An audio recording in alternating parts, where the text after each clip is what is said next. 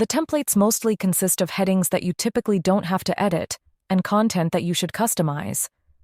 Aside from the bullet points, all the content areas are actually fillable fields. You can easily recognize the fillable fields as they change their background color when you move the cursor over them. To now insert your custom content into such a field, simply click into it and start typing. The placeholder text will automatically get removed by your content. And in case you need to see the placeholder text again, delete all the content inside the placeholder and then click somewhere else in the document. You also have the option to fully delete a fillable field. For that, click into the field, then click on the ribbon with the 3 dots, and finally press the backspace or the delete key on your keyboard.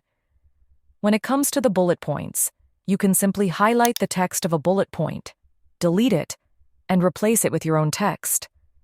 And in case you don't need a bullet point at all, keep pressing the backspace key until the bullet point and the empty line are gone. In some documents, the top and bottom part of the document are placed in the so-called header and footer area. This area has the advantage that you only have to update it on the first page, and all the following pages will update accordingly. To access this area, simply do a double-click into the top part of the document. Once it is activated, you can now edit all the contents in this area. To get out of the header and footer, click on the Close Header and Footer button in the Header and Footer tab, or press the Escape key. You will notice that the content in that area might look a bit grayed out. Don't worry about that. This is only a way of Word showing you that part of the document is placed in the header and footer area.